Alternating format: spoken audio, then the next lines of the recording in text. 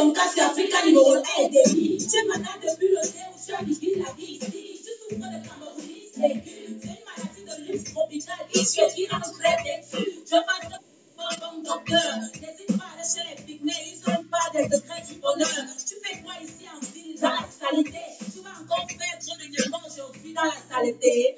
Ouais, c'est la malchance. Ici, le débordement de poubelle fait son homme à l'eau qui parade de l'inconscience. On ne balaye pas chez nous, on va balayer chez eux. On est fiers d'être bantou dans la saleté. Oh yeah, c'est comme ça et c'est bien nous. Les Camerouniens de l'or, on critique tout le poil et on survit dans la peur. Dès le réveil, on est nerveux. Et quand ça va mal, on dit que le manque, c'est la faute à Babia. J'ai très mal rêvé, c'est la faute à Babia. Ma voiture est mal sale, c'est la faute à Babia. Mon gars me lance mal, c'est la faute à Babia. C'est la faute à Babia, c'est la faute à Babia. Ce n'est plus la sorcellerie, c'est la faute à Babia. C'est la sorcellerie, c'est la faute à Babia. Je me réveille de bonne humeur, c'est la faute à Babia. C'est la faute à Babia, c'est la faute à Babia. Quand tes potes te disent que tu vas épouser une mamie l'été, tu vas voir comment la famille va te faire manger le feu. Espèce de chien vert qui n'a ni la rage, ni courage, ni garage. On t'a dit que tu es ici en bon voyage. Tu ne fumes pas le carottage.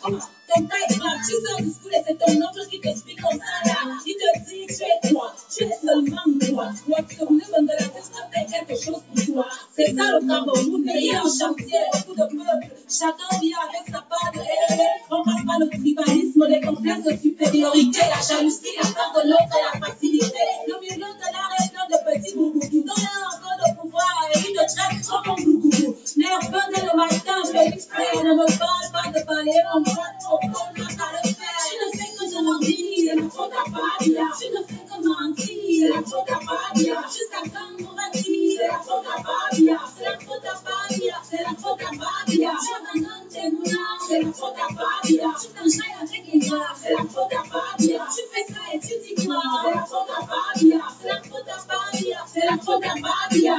Quand ta vie donne, tu n'appelles pas Paul Biya. Tu ne penses même pas à Paul Biya. Tu forgets Paul Biya. Si tu vis ton job faute dans un char, tu ne vas même pas Paul Biya. Mais dès que le marché est dur, c'est la faute à Babia. Tu suis pas tes amis sûrs, c'est la faute à Babia. Comme là, tu aimes les gens, tu te crois intelligent, ton marabout impuissant, c'est la faute à Babia. Appelez le pasteur, c'est la faute à Babia. Pour qu'il puisse sur mon salaire, c'est la faute à Babia.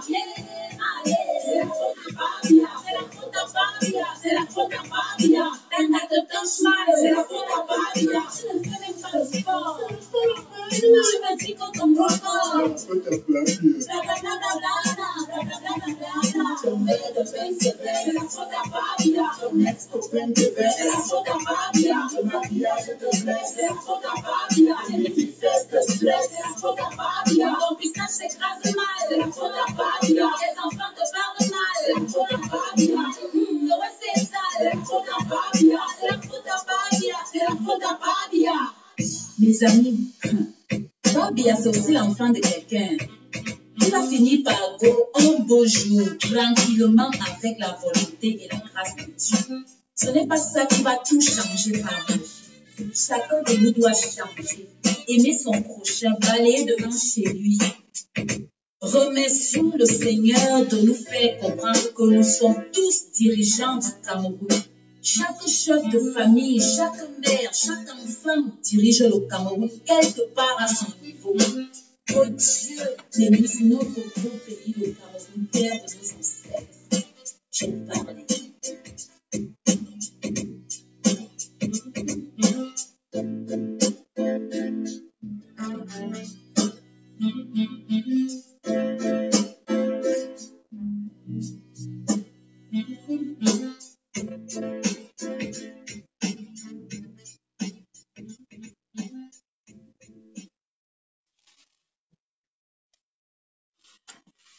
Bonsoir à tout le monde.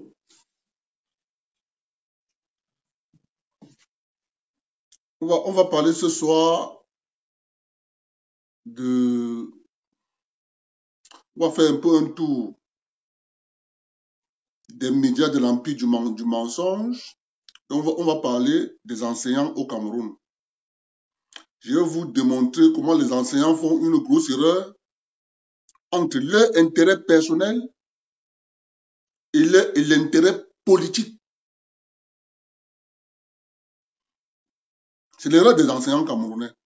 C'est-à-dire, ils ne comprennent pas quels sont les leviers qu'ils doivent appuyer pour se faire entendre. Et dans un environnement pareil comme le nôtre au Cameroun,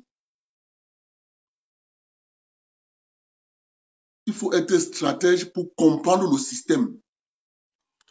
Regardez bien que vous avez un système. D'un côté, vous avez les enseignants, fonctionnaires, contracteurs d'administration, agents de l'État. Donc, vous avez les enseignants, ils sont fonctionnaires, ils sont contracteurs d'administration, ils sont agents de l'État. Indépendamment de chaque groupe, les intérêts ne sont pas pareils. Ce n'est pas parce que je suis enseignant, en même temps président de section du RDPC dans mon village, que les intérêts du RDPC, ce sont mes intérêts. Penser que les intérêts du RDPC, c'est mes intérêts, c'est une erreur grave que les enseignants camerounais font. Ils se retrouvent pris au piège des hommes politiques qui les utilisent au moment donné pour leurs intérêts. Eux, les enseignants, se retrouvent coincés au moment où les autres les ont utilisés pour leurs intérêts. Sinon, pourquoi lorsque un gars qui est à l'ENAM, il a son matricule, il sort de l'ENAM, il n'a plus de dossier à fournir dans la fonction publique, du coup son salaire est viré payé.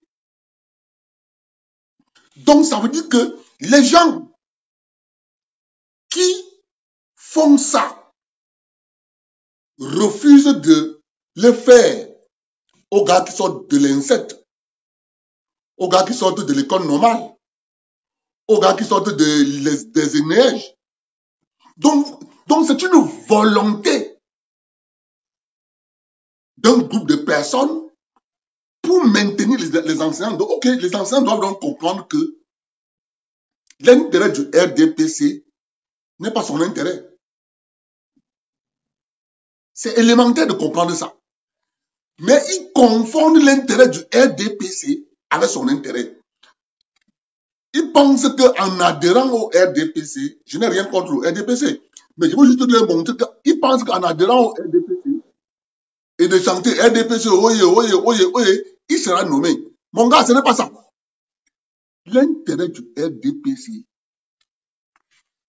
ça sert le président, ça sert les maires, ça sert les sénateurs, ça sert les députés. T'es pas dedans. C'est pas ton intérêt. Vous n'êtes pas dedans. Vous n'êtes pas dedans.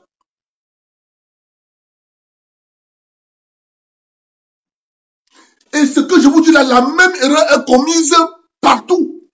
C'est pour ça que lorsque vous ne comprenez pas le système, ces gars de l'administration vous jonglent. Or, lorsque le RDPC dit rassemblement de la section RDPC de Bafia, écoutez-moi, hein. Quand vous ne comprenez pas ce système, ils vont vous enculer à toutes les positions, sans vaseline. Lorsque le RDPC dit rassemblement du RDPC de la section de Bafia, écoutez-moi bien, nous enseignants de la section RDPC de Bafia, on va aller au meeting.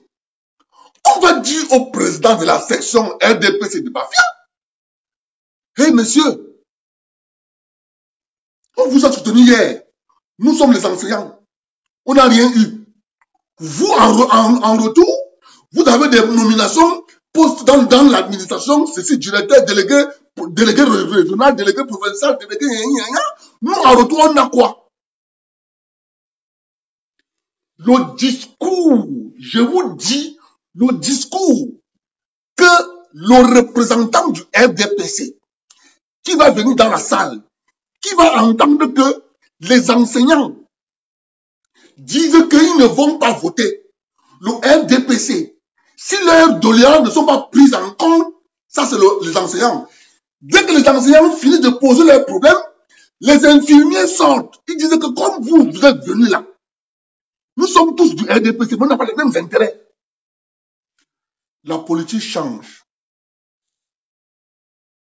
Elle sort du champ de Ayop, Ayop, Ayop, Ayop. Elle se reverse automatiquement dans le sens des intérêts. Dès que les infirmiers ont fini là, c'est les agents de l'État qui vont dire, monsieur, comme vous êtes venus là, moi je suis agent de l'État. Depuis que je suis là, je ne vois rien. C'est de ça qu'il est question. Mais qu'est-ce qu'on leur fait? On leur dit, le RDPC se réunit à Bafia. Les fonctionnaires de la ville de Bafia courent, ils vont là-bas. Vous avez les mêmes intérêts. Vous n'avez pas les mêmes intérêts, mes chers frères et sœurs. Ton intérêt, c'est le fait que tu pars au travail, on te paye. Tu nourris ta femme et tes enfants. Du moment où tu ne trouves plus ton intérêt dans l'affaire, gars, tu t'ériges à tout prix pour défendre ça. Comment tu vas comprendre qu'un gars va sortir de l'école normale, il fait 26 ans, il n'a pas son salaire. Un gars a ses avancements, il n'a pas. Comment tu comprends ça? Mais c'est parce que les gars ne savent pas défendre leurs intérêts. Ils confondent l'intérêt du RDPC et leur intérêt. Je vous dis, c'est comme ça que ça marche. Moi, je vous donne un conseil. Je vous donne un conseil. Si les présidents des syndicats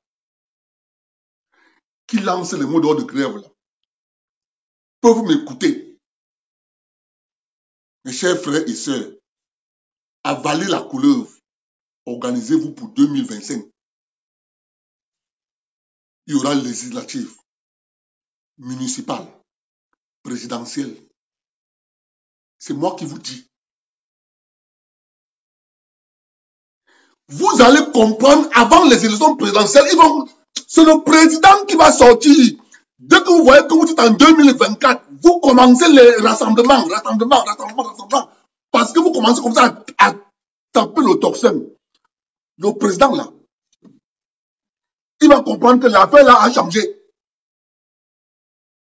Vous allez commencer à dire, pas de vote, ça n'a pas nos intérêts. Le président comprend bien le langage d'intérêt. C'est moi qui vous dis. Le président que vous voyez là, il comprend le langage des intérêts. Mais tant que vous allez faire, vous allez vous asseoir, RDPC, oye. Ton intérêt n'est pas l'intérêt du président Biya, je suis désolé. Ce n'est pas ton intérêt. Vous n'avez pas les mêmes intérêts. Vous n'avez pas les mêmes intérêts. Pas du tout. Le président Biya a ses intérêts. Tu as pour toi. Et le président Biya, il aura besoin de toi pour ses intérêts à lui, mon cher ami. Comment c'est difficile à vous faire comprendre ça? Ce n'est pas la sorcellerie. Vous ne pouvez pas faire que vous avez vos intérêts, vous laissez vos intérêts, vous parlez des intérêts du parti. Les intérêts du parti ne peuvent exister que du moment où toi tu trouves ton intérêt. L'intérêt, le fait qu'on te nomme, mon cher ami. Mon ami, c'est pas ça qui est ton intérêt. On peut te nommer sans salaire. Tu tapes là-bas 20 ans. Tu montes avec l'administration, tu descends avec l'administration. On ne t'a pas nommé, on t'a nommé. Mais tu penses que tu es du RDPC, non? Parce que vous ne connaissez pas défendre vos intérêts. Moi, un jour, quand j'étais au Cameroun, j'étais militant du syndicat Union Libre du Cameroun. Un jour, je pars rencontrer le président, le représentant du syndicat de Union Libre dans son bureau. Je lui dis, depuis que je suis membre de ce syndicat, je ne trouve pas mon intérêt. Il me dit quoi? Je dis que bon.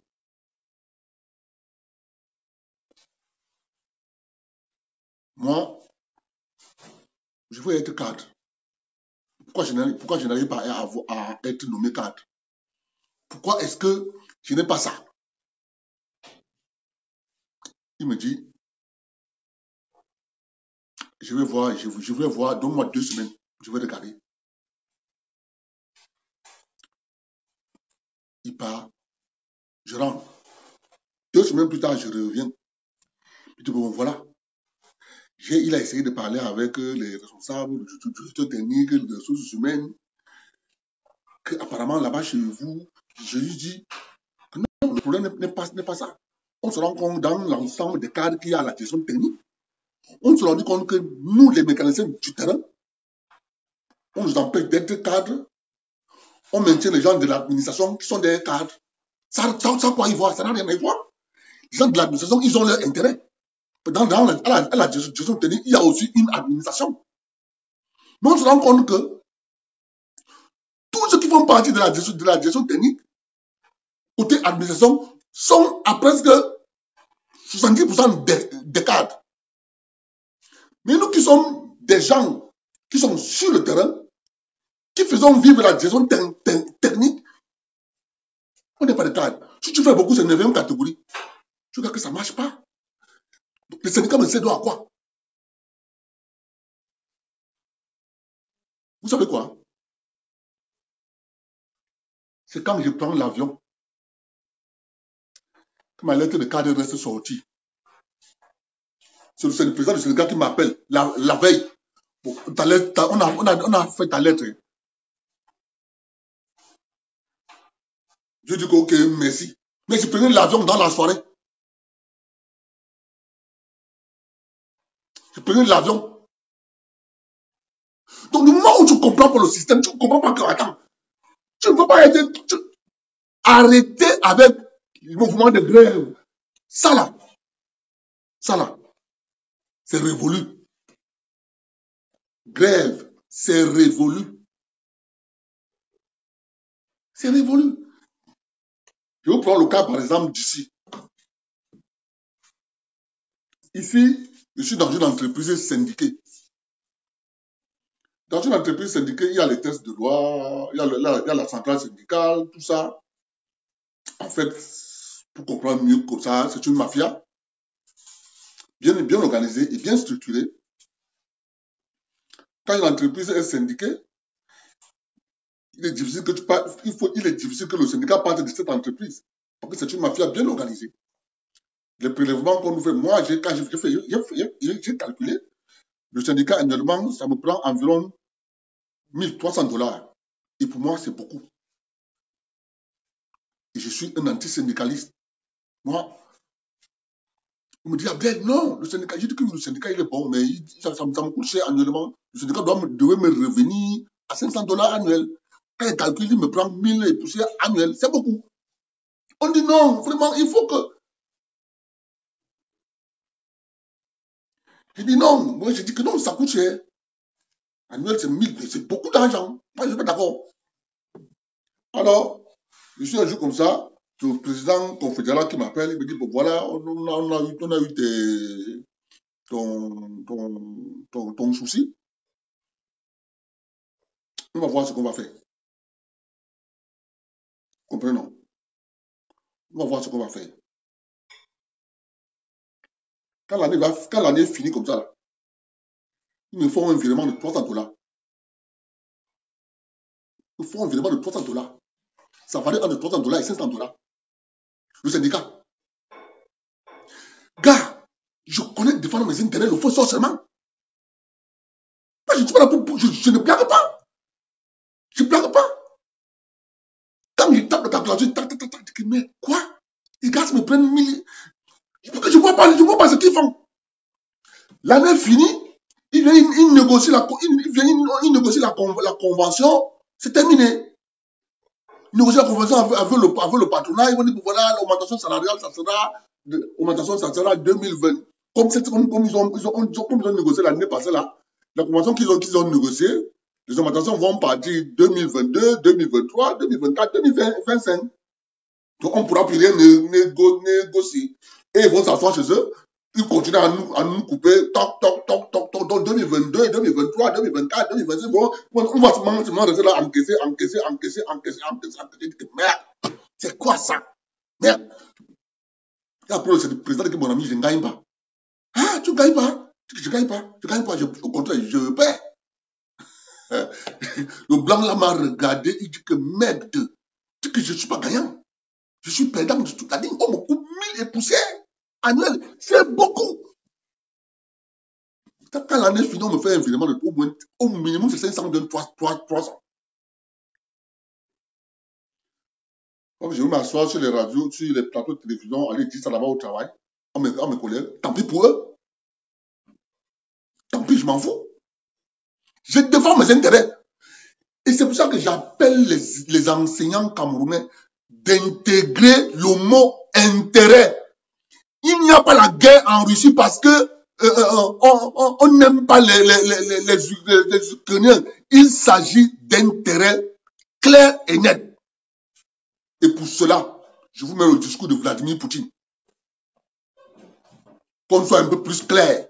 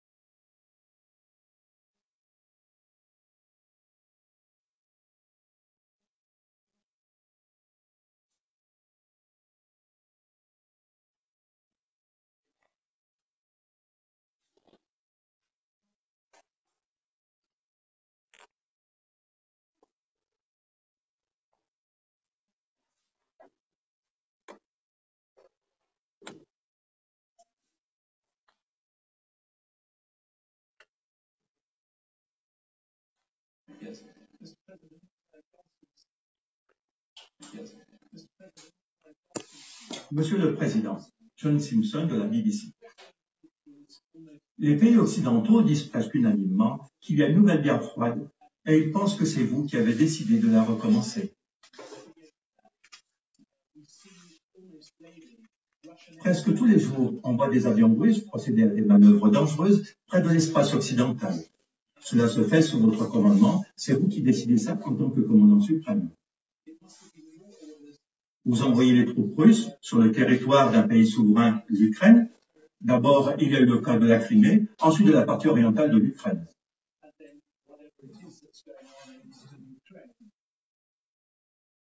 Maintenant, vous avez un certain problème avec le cours du rouble. Vous allez avoir besoin de l'aide, de la compréhension et du soutien d'autres pays, et notamment des pays occidentaux. Est-ce que vous allez profiter de cette occasion pour dire à l'Occident, si je puis me permettre de poser cette question, que vous ne souhaitez pas une nouvelle guerre froide et que vous allez maintenant faire tout votre possible pour résoudre le problème en Ukraine? Merci.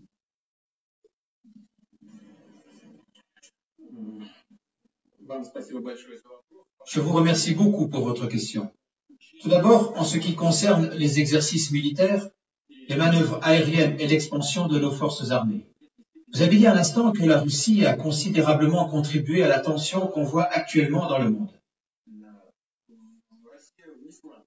La Russie y a bien évidemment contribué, mais seulement dans l'intention de défendre toujours plus fermement ses intérêts nationaux. On n'attaque pas l'Occident. Je veux dire attaquer dans le sens politique. On n'agresse personne. On ne fait que défendre nos intérêts. Le mécontentement de nos partenaires occidentaux, notamment des Américains, est lié au simple fait que nous défendons nos intérêts. L'augmentation de la tension n'est pas liée à nos manœuvres militaires ou à d'éventuelles actions menaçantes de notre part dans le domaine de la sécurité. Je m'explique. Vous avez parlé des vols de nos avions de combat, y compris des vols de nos avions stratégiques. Mais est-ce que vous savez qu'au début des années 1990, la Russie a complètement arrêté les vols stratégiques dans les régions éloignées, comme l'Union soviétique le faisait auparavant? Nous les avons complètement arrêtés. Mais pendant ce temps, les avions stratégiques américains ont continué à voler avec des armes nucléaires à bord. Pourquoi? Contre qui? Qui menaçait-il? Nous n'avons pas effectué de vol. Année après année, nos avions n'ont pas volé. Il y a 2 ou 3 ans que nous avons recommencé. Alors, qui est le provocateur? Est-ce que c'est nous? Nous n'avons que 2 bases militaires à l'étranger dans des zones qui représentent un danger terroriste.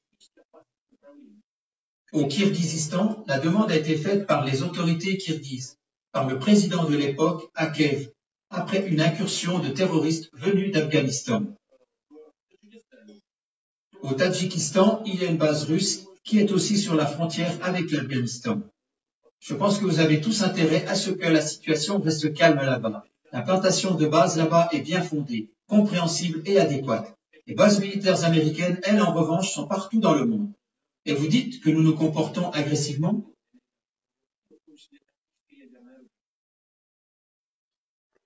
Le bon sens, il est où? Que font les forces américaines en Europe avec leurs armes nucléaires stratégiques? Qu'est-ce qu'elles font là-bas? Écoutez, le budget de la défense russe pour l'année prochaine a augmenté. L'équivalent en dollars, pour ne pas dire une bêtise, c'est à peu près 50 milliards de dollars, et le budget militaire du Pentagone dépasse le nôtre de 10 fois, 575 milliards de dollars. Le Congrès l'a accordé dernièrement. Et vous voulez dire que nous menons une politique agressive? Il faut quand même garder son bon sens, n'est-ce pas? Est-ce que c'est nous qui avançons nos bases militaires près des frontières des États-Unis ou d'autres États?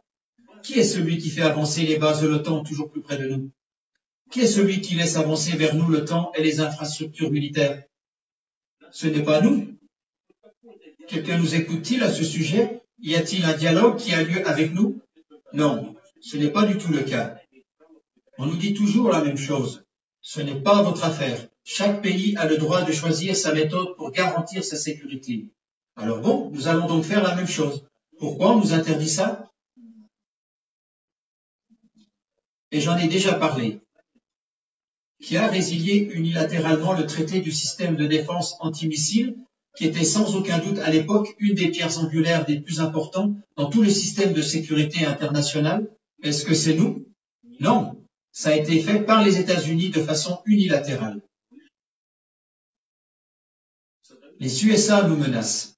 Ils déploient ces éléments de la défense antimissile non seulement en Alaska, mais aussi ici en Europe, en Roumanie, en Pologne, tout près de nos frontières. Et vous voulez dire que nous menons une politique agressive? La question de savoir si nous voulons des relations sur un pied d'égalité avec l'Occident? Oui, bien sûr, mais seulement à condition que nos intérêts nationaux soient respectés, aussi bien dans le domaine de la sécurité que dans le domaine de l'économie. Pendant environ 19 ans, nous avons négocié l'entrée de la Russie à l'OMC. Nous avons dû faire énormément de concessions pour cela. Et tout le temps, on a pensé qu'il s'agissait d'accords vraiment solides, inébranlables.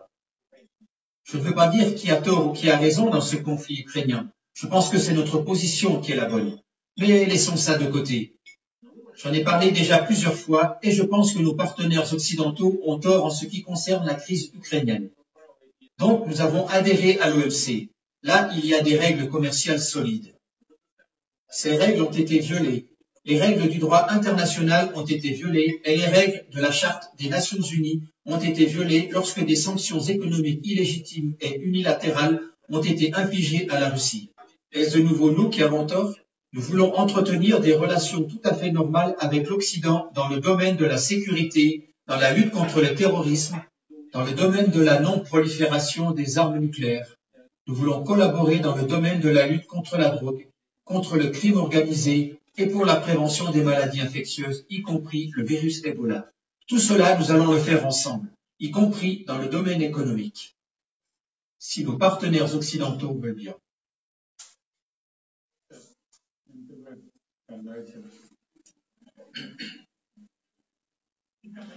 Vladimir Vladimirovitch. Monsieur le Président, 25 ans se sont écoulés depuis la chute du mur de Berlin. Vous avez vous-même été témoin de cet événement quand vous travailliez à l'époque en RDA. Depuis, on a beaucoup fait, peut-être pas ce que nous avions espéré initialement. Il y avait beaucoup d'espoir, mais quand même, il y a eu des progrès. Grâce à votre persévérance, on était tout près de supprimer l'obligation de visa avec l'Union européenne. Et maintenant, en cette année d'anniversaire de la chute du mur, en quelques semaines à peine, il y a à nouveau un mur qui est érigé. Pas en béton, mais il est là. Un mur invisible d'indignation, de méfiance, d'accusations réciproques. Et où pensez-vous que ce refroidissement doit nous conduire? Certains parlent déjà d'une nouvelle guerre froide. Est-ce qu'on va habiter dans des mondes séparés ou bien est-ce qu'on a des possibilités pour reconstituer le dialogue et la coopération?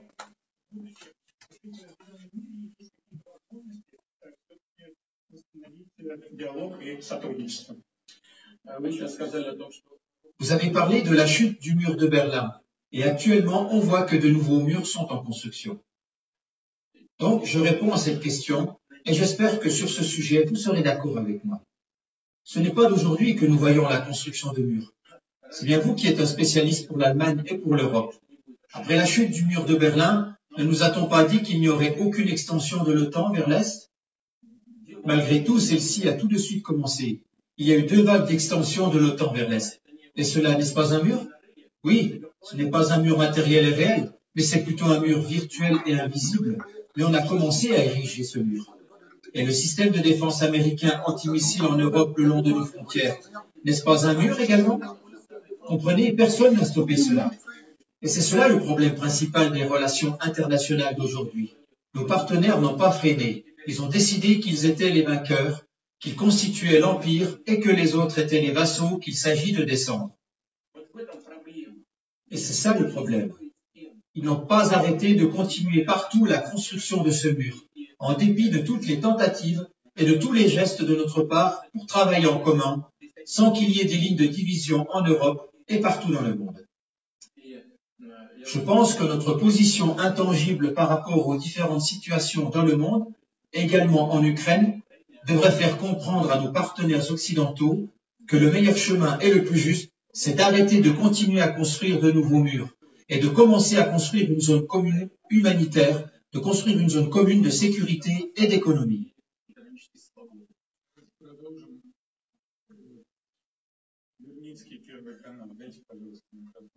Monsieur le Président, ce qui se passe actuellement avec notre économie, est-ce le prix pour la Crimée? C'est maintenant le moment de l'avouer honnêtement. Non, ce n'est pas le prix pour la Crimée. C'est le prix pour notre désir naturel de pouvoir subsister en tant que nation, en tant que civilisation, en tant qu'État. Et cela pour les raisons suivantes. Tout à l'heure, lorsque j'ai répondu à la question de votre collègue qu'après la chute du mur de Berlin et l'effondrement de l'URSS, on s'est totalement ouvert à nos partenaires occidentaux.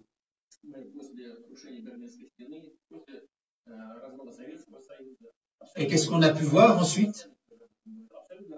Le soutien direct et total du terrorisme dans le Caucase du Nord, c'était de l'aide en direct. Comprenez-vous? C'est ainsi qu'agissent les partenaires? Je ne vais pas entrer dans les détails, mais c'est un fait et tout le monde le sait. Dans chaque question, quoi qu'on fasse, on aboutit toujours à des problèmes, à des résistances et à des luttes contre nous de la part de l'Occident. Rappelons-nous les Jeux Olympiques de 2014 à Sotchi. De quelle manière notre pays s'est préparé pour cet événement? Avec quel enthousiasme et quelle joie nous l'avons fait? Avec ces Jeux Olympiques, nous avons voulu organiser une fête non seulement pour nous, mais aussi pour les amis du sport du monde entier. Et c'est un fait réel qu'on a essayé comme jamais auparavant, et jamais avec une telle ampleur, et jamais de façon aussi clairement coordonnée, de discréditer et de calomnier non seulement les préparations pour les Jeux, mais aussi les Jeux Olympiques eux-mêmes. C'est un fait évident. Mais pourquoi cela? Qui a besoin de cela? Et ça continue sans fin. Lors de la réunion du club Valdai, j'avais déjà utilisé l'image de l'ours russe. Pour beaucoup de gens, l'ours symbolise la Russie. À ce moment-là, je vais comparer la Russie à l'ours qui protège sa taïga.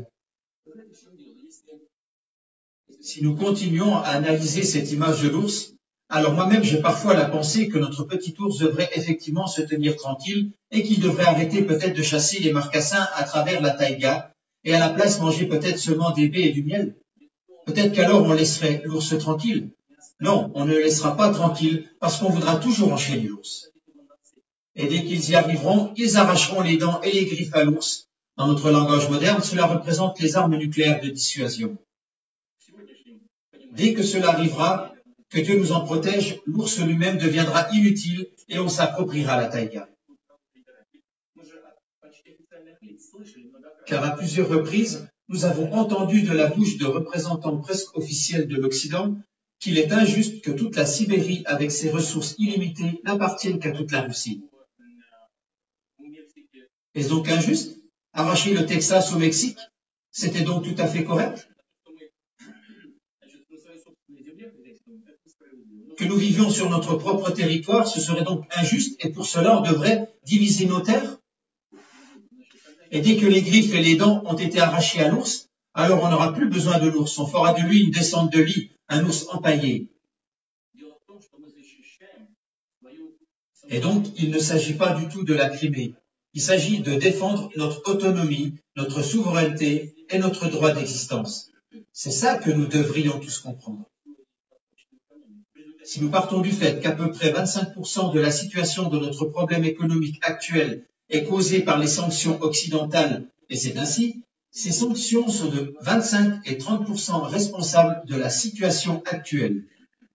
Nous devons comprendre cela et décider si nous voulons nous maintenir et combattre, et ce faisant, nous améliorons notre structure économique en utilisant les sanctions comme tremplin. Et ainsi, nous deviendrons plus indépendants, renouvelés par ces temps difficiles. Ou alors, voulons-nous que notre peau d'ours soit accrochée au mur? Voilà le choix devant lequel nous nous trouvons. Et cela n'a rien à voir avec la Crimée.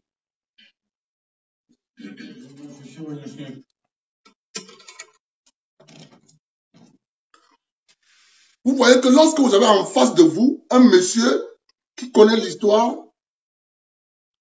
il est difficile de le manipuler. Tout tourne autour des intérêts. Tout ce qu'ils vous disent, il faut créer un syndicat. Moi, je dis aux Camerounais, je m'attends à ce qu'on mette sur pied Association camerounaise pour la défense des droits des retraités. Association camerounaise pour la défense des droits des retraités enseignants. Association camerounaise pour la défense des droits des retraités agents de l'État. Association camerounaise pour la défense des intérêts des contracteurs d'administration.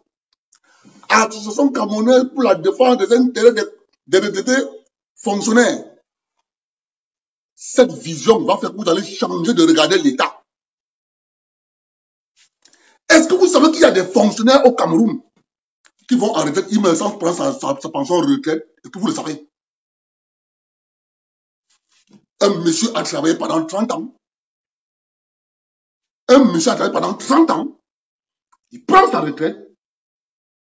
Il va en retraite. Il meurt 20 ans après. Il n'a jamais touché sa pension. Ses enfants restent derrière, commencer à lutter pour la pension de retraite. Il ne touche pas. Et vous trouvez ça normal? Mais c'est parce que les gens n'ont pas compris le système. Les gens continuent à dire, vive le RDPC, vos intérêts ne sont pas les intérêts du RDPC. Jamais. Mes intérêts ne sont pas les intérêts du président Biya. Jamais. Vous croyez que je le soutiens parce que je n'ai pas mes intérêts? Derrière lui, il y a mes intérêts. Il ne garantit plus ça, je le tourne le dos très vite, très rapidement. Il ne garantit plus ça, je le tourne le dos très vite. T'as dit que je le soutiens parce que c'est mon ami. C'est parce que derrière lui, j'ai mes intérêts, j'ai mes petits business. Donc, je me dis, quand s'il peut faire la sécurité, que le business marche, je le soutiens. Mon idée. Sachant que je n'ai médecin derrière, tu peux voir derrière lui. Ah, dégage. C'est vous qui ne comprenez absolument rien. Des gens sont là en grève. Vous grèvez quoi? Organisez-vous, utilisez votre mindset, utilisez votre intelligence. Comment on peut faire pour ça? Je vous dis, commencez à vous préparer. Hein. 2025. Ça vient, c'est 3 ans. 3 ans. 2024. L'association camerounaise de retraités fonctionnaires agents de l'État se met en branle. Nos intérêts. Il est inadmissible qu'un gars a travaillé, il part en retraite, il n'a pas son salaire de retraite. C'est inacceptable. Mais c'est parce que les gens continuent de penser à la toute-puissance administration qui fait tout, ils font le bouton. Mais parce qu'ils n'ont pas un contre-pouvoir. Ils n'en ont pas. Qu'est-ce qu'ils vont faire à ce moment-là? Je vous dis ce qui va se passer. Lorsque vous mettez sur pied l'association camerounaise de défense des enseignants retraités, faites vos textes de telle sorte que votre représentant à tout moment peut être éjecté quand vous vous rendez compte qu'il passe à coquiner avec les fonctionnaires au dépend de vos intérêts. Il passe à coquiner avec les fonctionnaires pour lui jouer le grand patron comme l'ancien combattant que vous voyez là. Lui vit bien, en disant les autres gendarmes, policiers, mères de famille, mais le président des anciens combattants. Vous faites vos textes de telle sorte que vous les éjectez très rapidement. Sans que l'administration ne vienne s'interférer. Parce que le piège, c'est de constituer les textes de telle sorte que l'administration peut venir mettre sa main. C'est pour ça que, lorsque je créais notre affaire au Cameroun, les gars me disaient que non, on a déjà les statuts ici, là. On peut te donner les statuts. J'ai dit à la dame, non, les statuts là, il y a les bagues d'or dedans. Les statuts là, chez nous, on s'est assis avec la diaspora. Il y a les mots que nous on a mis dedans. Et ce sont ces mots-là qu'on veut revoir dedans. Ne touchez pas. Il dit, ah bon, il dit que oui, ne touchez pas. Laisse ça comme ça. C'est nous qui avons écrit. Ça, c'est pour nous. On connaît ce qu'on défend. Ce que vous prenez là, vous dites que c'est type statut. Il n'y a pas de statut type. Les statuts, c'est fonction des intérêts. Quand vous défendez, et vous les ressortez dans vos statuts. Si vous faites l'erreur de dire que non, il y a les statuts, là, on peut prendre ça. Mon bébé, tu es tombé dans le piège. C'est comme ça. Les gangs se retrouvent sans contre-pouvoir à leur opposé. Ici au Canada, il y a un ministre de la Santé. Il s'appelait qui? Dans la région dans la province du Québec. Il a pris sa retraite. Oh, le gouvernement libéral, le premier ministre s'appelait M. Couillard. Ce ministre de la Santé, son nom m'échappe comment? Le ministre de la Santé s'appelait, il a même pris sa retraite.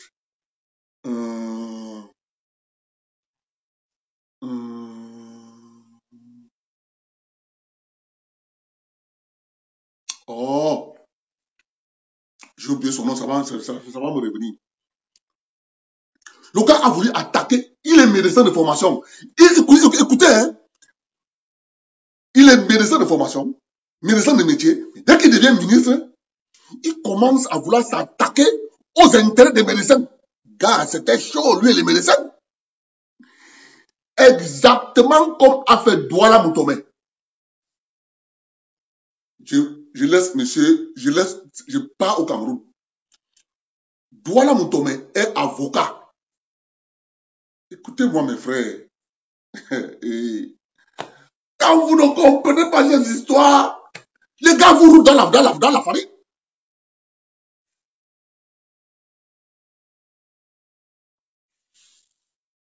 Douala Moutomé est avocat. Il n'avait pas compris l'affaire. Il n'avait pas compris l'affaire, c'est que lui, il est Douala. Mais il est venu comprendre trop tard, trop tard, trop tard.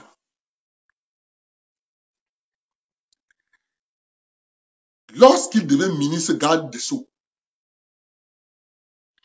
les avocats avaient certaines dispositions dans l'administration camerounaise qui protégeaient en réalité le métier d'avocat. Le gars a fait sauter tous les verrous.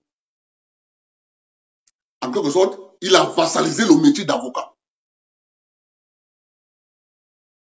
Vous comprenez?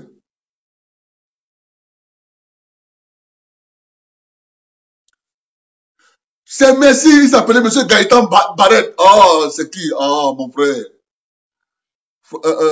Francis André. Good.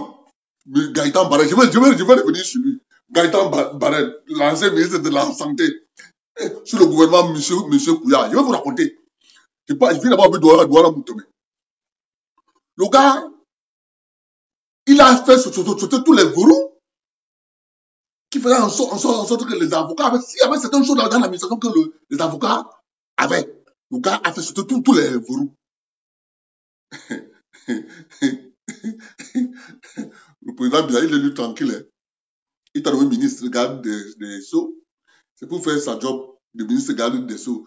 Si tu viens demander ton propre métier en pensant que tu vas rester là-bas à vitam aeternam et que le président Biya avait fini de l'utiliser, il dit, il va en retraite. Il va en retraite. Il faut qu'il rentre dans son cabinet travailler. Il se rend compte que les avantages qu'il avait lorsqu'il avait son cabinet, il n'a plus.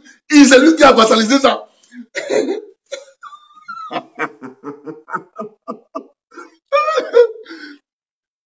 Oh, dans le système, mes beaux frères, toujours en avance dans l'affaire, et ils avaient compris que comme Douala Moutomé a vassalisé le métier, ils se sont accaparés tous les multinationales. Parce que les multinationales au Cameroun emploient au moins qu'est-ce qu'ils font? Les multinationales prennent les leaders des barreaux. C'est eux qui deviennent leurs avocats. Donc, dans un cabinet d'avocats, par exemple, vous pouvez par exemple le cabinet d'Akere Mouna. Akere Mouna peut ne pas être là. Hein. Dans son cabinet, tu as plusieurs avocats qui travaillent rien que dans le cabinet de maître Akere Mouna. Vous comprenez? Alors, ces gars, mes beaux-frères et les anglophones ont donc verrouillé le secteur des multinationales. Puisqu'il n'ayant plus rien de l'administration, Douala Moutomé, c'est là qu'ils se sont rendus compte qu'en fait, en politique, lorsqu'un politicien te met quelque part, et que tu penses faire du bien en vassalisant ton métier, ce qui te donne l'argent, parce que tu ne peux pas continuer à faire ce métier aujourd'hui, mais ton frère, ton fils peut récupérer ton métier. Il a vassalisé. C'est la même chose ici dans la province du Québec. Le premier ministre s'appelait M. Kouya. Son ministre de la Santé s'appelait M. Gaëtan Barrette. Les médecins ici, ils ont des heures. Si tu as travaillé tel nombre d'heures, tu as consulté tel nombre de patients, après tel nombre de patients, tu commences à ce que tu travailles là, c'est le supplémentaire. Donc, Gaëtan Barrette a voulu s'attaquer à ça. Les médecins ont fait front commun. Ils ont oublié qu'il est de la coopération. Ils ont dit que monsieur, il est déjà un homme politique. Il défend ses intérêts à lui. Il n'est plus avec eux. Les gars l'ont combattu le faux sort. Et c'est eux qui ont poussé au renversement du gouvernement. Au renversement du gouvernement de Kouya. Le premier ministre lui-même, médecin. Et pourquoi vous comprenez ce que vous entendez? Ce sont le lobby des médecins. C'est eux qui ont poussé à renverser le pouvoir de... Ils ont dit que n'importe qui prenne d'abord, mais il faut que les gars là, ils quittent. C'est ça qui est la question. autour des intérêts. Dès que vous comprenez ça, vous vous asseyez. Quand le RDPC vient chez vous, avec les fonctionnaires de Yaoundé, il vient vous parler le patois. Nkalileo, nom de Dieu, lui Yaouda, Tessé, les Golais, ou Makana, Moyamna, Angola, bien Carbona, Bendiki Bodjum. Il parle comme ça quand ils sont comme ça, en bas de maillot. Bien Carbona, Bendiki Bodjum. Alors encore les mentis. Hey, tous les enseignants du département d'Union ESSO, vous créez association pour la défense des intérêts des enseignants du département d'Union ESSO. Lorsque le RDPC vient, le président de l'association recense tous les enseignants qui n'ont pas les dossiers, qui ne sont pas aboutis aux finances.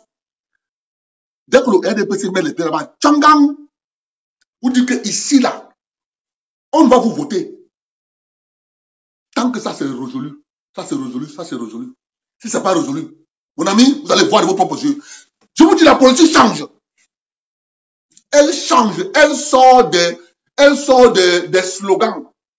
Elle se répercute au niveau des intérêts. Moi, je n'ai rien contre Cabral Libye. Je vous le dis tous les jours.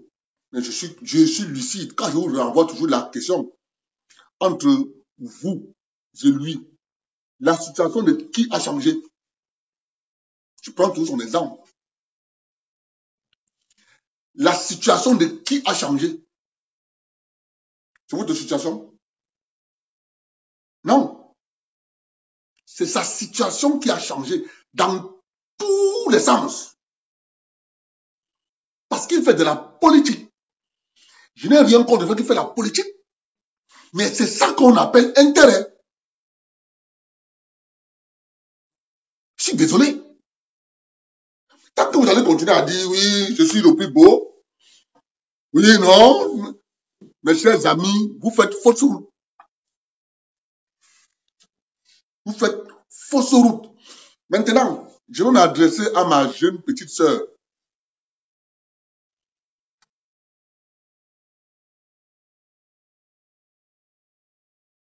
Mani Bella. Ma jeune petite sœur Mani Bella est l'artiste Aviero Jazz et l'artiste Junior Senga. Junior Senga n'a pas présenté ses excuses. Mani Bella a présenté ses excuses. Aviero Jazz a présenté ses excuses.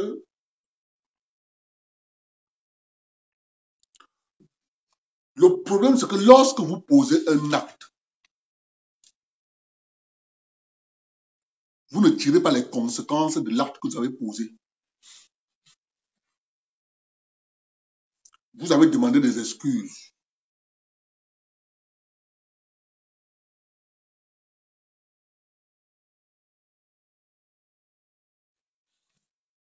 What next?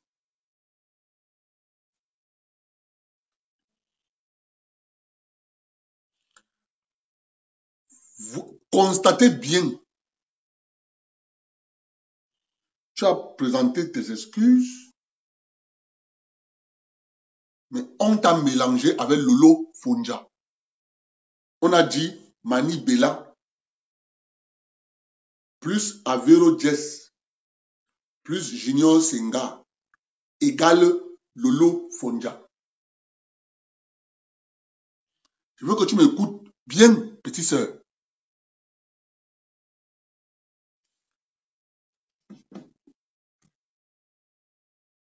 Lorsque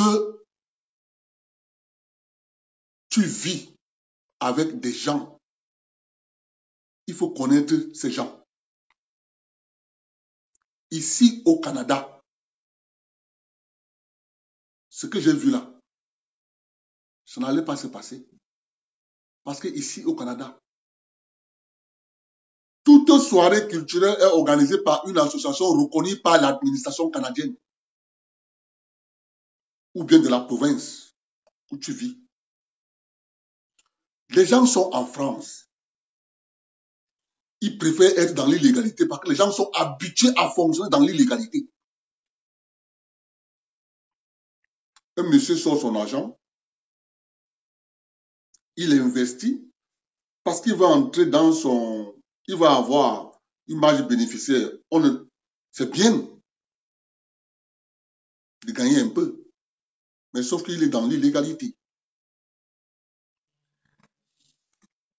Je t'interpelle. Il faut que ça te rende intelligente.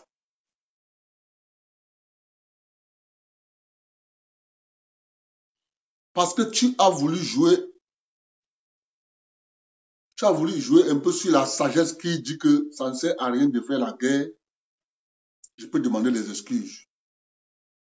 Mais qui tu as en face? Tu as en face les gens qui ont la philosophie de l'empire du mensonge que je viens de vous présenter ici. Vous voyez bien un journaliste qui se lève. Il pose les questions. C'est ce qu'il fait. Il impute ce qu'il fait à Vlado. L'autre journaliste, le deuxième journaliste qui se lève, c'est ce qu'ils font. Ils imputent ça à Vlado. Et vous voyez la réponse de Vlado. La réponse de Vlado refuse d'entendre ce que quand tu n'es que sourd. Vlado te répond avec les faits. C'est ça, il faut toujours savoir, mais j'ai en face de moi qui? Avant de prendre une décision.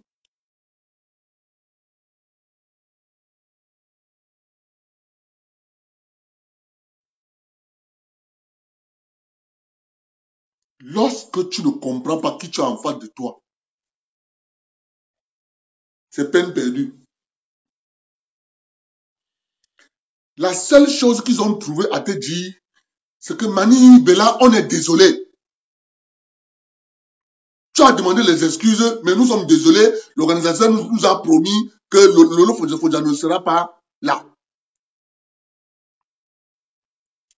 Si ces gens avaient de la considération pour toi, ils allaient dire à l'organisateur, mets Lolo Fodja dehors. Parce que Mani Bella nous a demandé des excuses. Pour elle, on respecte. Parce qu'elle a pris le courage de nous dire, excusez-moi. Avec elle et la Viole Jess. Ils s'en tapent avec des excuses. Ils font exactement comme l'empire du mensonge. Exactement. L'empire du mensonge avait dit à Gorbatchev que l'OTAN ne va jamais s'élargir à l'Est. Quelques années plus tard, ils ont dit non, vraiment de Dieu, écoutez les paroles des hommes politiques, ça te risque et péril. Ils ont nié qu'ils n'ont jamais dit ça. Que Bush père n'avait jamais dit ça à Gorbatchev. Alors que James Baker avait parlé. Aujourd'hui donc, Vlado leur dit, signez ici. Ils refusent de signer. Signature là, ça va durer 1000 ans. Tu parles, Vlado te sort ça.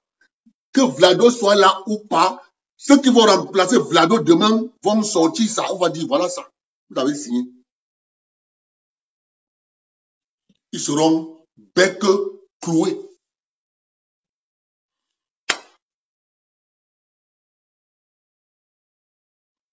Or, qu'est-ce qu'on découvre? On découvre aujourd'hui que lorsque l'Union soviétique tombe, il faut que tu parles à Mani Bella, qu'elle écoute. Qu'est-ce qu'on découvre aujourd'hui?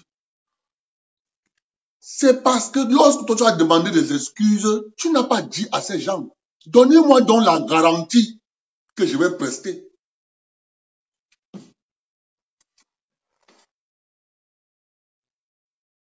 Et ils t'ont demandé de faire une vidéo. Parce que tu pouvais leur demander les excuses en les appelant au téléphone. Ils ont refusé. Ils t'ont dit qu'ils veulent les excuses publiques. Tu as accepté. Tu es venu publiquement dire excusez-moi. En retour, tu les as demandé quoi? Jeu d'intérêt. Tu n'as pas vu ton intérêt. Tu les as fait confiance sur leur parole donnée. Ils sont toujours dans la philosophie de l'empire du mensonge. Ils ne tiennent jamais parole. Jamais, petite sœur. J'espère que dorénavant, tu vas leur demander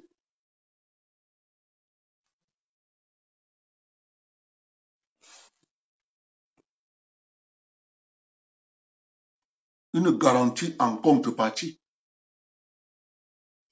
C'est la garantie qu'ils vont te donner.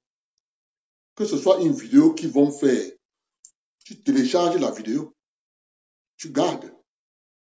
À tout moment, tu peux les ester en justice avec la vidéo. Maman, je connais défendre mes intérêts là où tu me vois là. Quand je suis déjà en public, je suis une autre personne, non?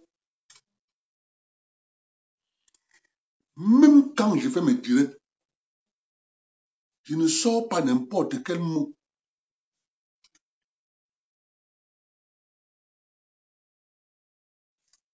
J'ai appris ça du président Biya.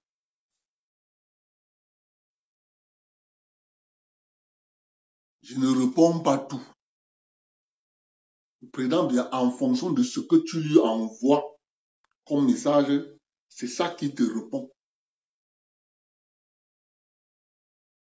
Monsieur le Président, vous êtes au pouvoir depuis 1982. Vous êtes l'un des plus anciens présidents du continent. Est-ce qu'il n'est pas temps pour vous de prendre votre retraite ou bien vous préparer les élections avec sérénité? Réponse de M. Biya. Avant tout de répondre, je vais d'abord dire quelque chose. Ne dis pas au pouvoir qui peut. Ne dis pas au pouvoir qui veut. Mais dis au pouvoir qui peut. Le journaliste a fini la conférence de presse. Il n'a plus posé une question parce que sa tête tournait dans la... Il voulait comprendre qu'est-ce que M. Biya veut dire. Ne dis pas au pouvoir qui veut, dis au pouvoir qui peut. Il a fini la conférence de presse. Il n'a plus posé... Il s'est derrière tous les journalistes camerounais parce qu'il a vu les journalistes camerounais en train de rire. Il a fini la conférence de presse. Il n'a plus posé une question. Il voulait comprendre, mais ça signifie quoi? Hollande qui était tenu debout, même lui, s'il avait à dire autre chose, il comprend, il a bien compris que il fallait d'abord qu'eux tous comprennent ce que le vieux là est en train de dire. Il les a désarticulés. C'est-à-dire, il les a désarticulés dans leur élan. On a appris ça de M. Biya. Quand tu viens, surtout quand tu es en terre camerounaise, méfie-toi.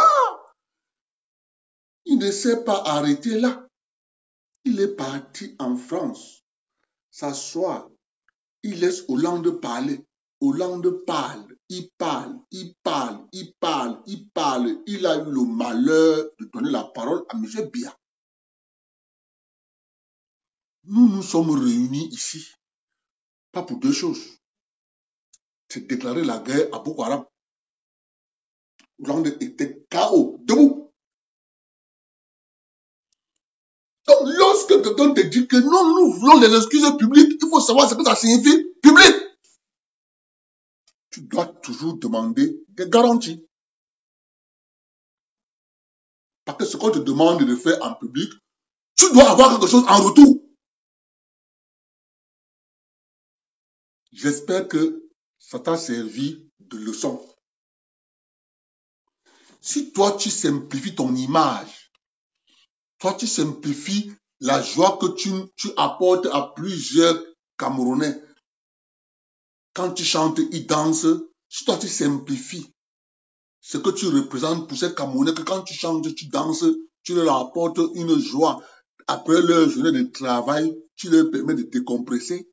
Si toi, tu simplifies ça, une fois de plus,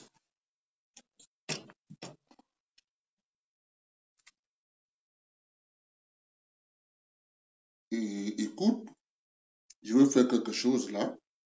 Parce que je ne sais pas si tu connais même ce que c'est que chanter et apporter de la gaieté aux gens.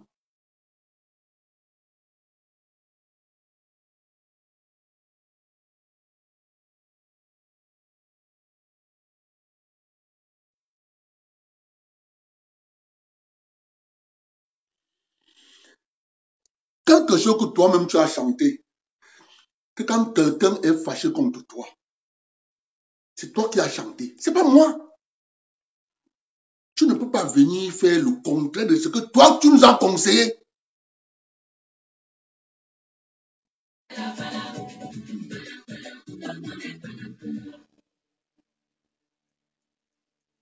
Écoute ce que tu as chanté.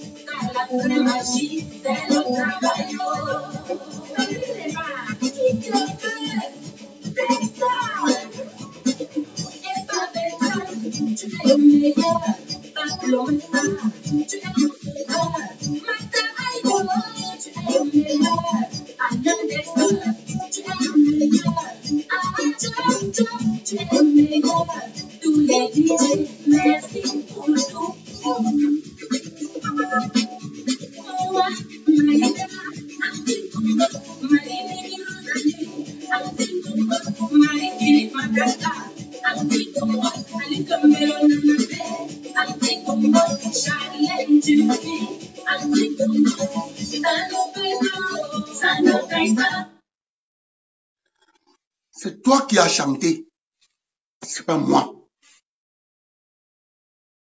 C'est pas moi. Tu chantais ça. Ils sont aigris. Ils sont jaloux. Si ta vie les dérange, qu'ils sautent, ils calent en l'air. Tu viens t'asseoir, tu dis que vraiment de Dieu, excusez-moi. Bon, tu vas demander les excuses. Dans la vie,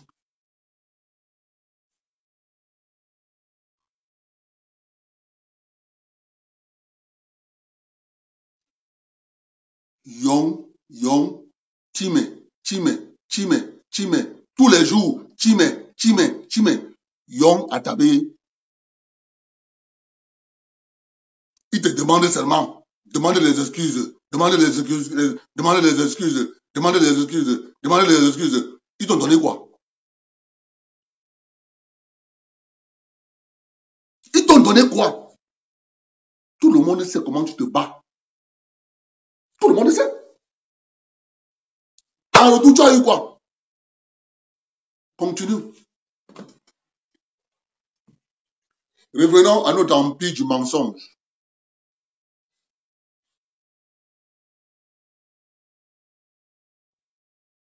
Ils sont jaloux de toi. Ils sont jaloux. Ça me fait mal de voir ça. Moi, je savais, j'ai déjà un ami ici. On va la saboter. Il ne connaît pas avec qui ils ont affaire. Lorsque les gens ont comploté contre leur pays, tu penses que comploter contre toi, c'est pas pour eux. Le complot a échoué. Le complot a échoué. Ils s'en prennent donc à tout ce qui peut tourner dans les parages. On a oublié la crise anglophone. Mais moi, pour l'histoire, je peux toujours rappeler les faits. Les avocats du sud-ouest, du nord-ouest, certains avocats complotistes, parce qu'il faut bien préciser, certains avocats complotistes avec pour leader Harmonaï Boga. Moi, je suis papa fait historique. Lorsque vous venez avec ça là, 3 ans, 4 ans, vous voulez changer. Quand je viens, je m'assois, je vous rappelle ça. Et c'est pour ça que les gens détestent Vlado.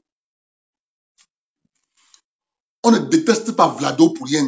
On déteste Vlado. Parce que quand tu vas venir, Vlado va prendre les faits historiques, il met sur la table, il te dit que voilà ça. Si j'agis aujourd'hui comme ça, c'est voilà ça. On dit dictateur. Avec pour leader Harmonaï Boga. écoutez-moi bien, en complicité avec certains éléments de la gendarmerie nationale camerounaise, ont décidé de faire une marche, aller chez le gouverneur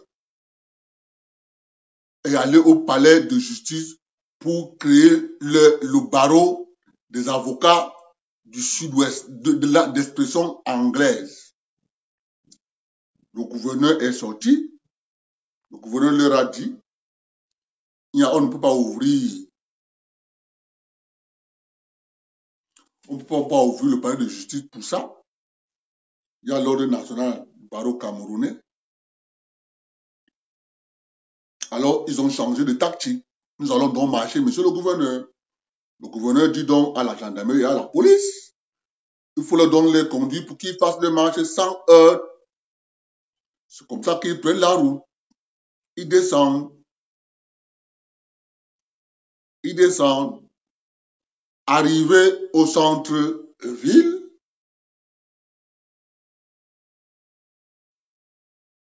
alors que le gouverneur et le préfet avaient donné l'ordre qu'aucun tir ne doit être effectué, un complice d'éléments de la gendarmerie lance des gaz lacrymogènes. Bim! Panique générale. Voilà le début. Dans cette panique, certains policiers qui étaient là pour encadrer, les gens n'ont plus compris ce qui s'est passé. Voilà le début de la crise anglophone. Chemin faisant, à Yaoundé, vous avez une bande de personnes là-bas complotistes. Bien Carbona là-bas dit que Bodjo. Ah, vous allez faire quoi? Renchéris avec le discours arrogant. Lorsqu'ils se rendent compte que mais, cette histoire, il y a un complot derrière, les gens se calment un peu. On dit, allez donc parler avec leur leader. Écoutez-moi, mes chers frères. Lorsque des gens jacassent en Europe, crise anglophone, ce sont des complotistes. Pour qu'une bombe, les scientifiques, lors de la construction de la bombe atomique, ils avaient tous les éléments. Mais il leur manquait quelque chose. Ils ont réfléchi. Mais pour que ce cocktail Molotov prenne, il nous faut quelque chose qui doit le déclencher. C'est là où il se rappelle de l'invention de, il s'appelle qui Alfred Nobel, la dynamite.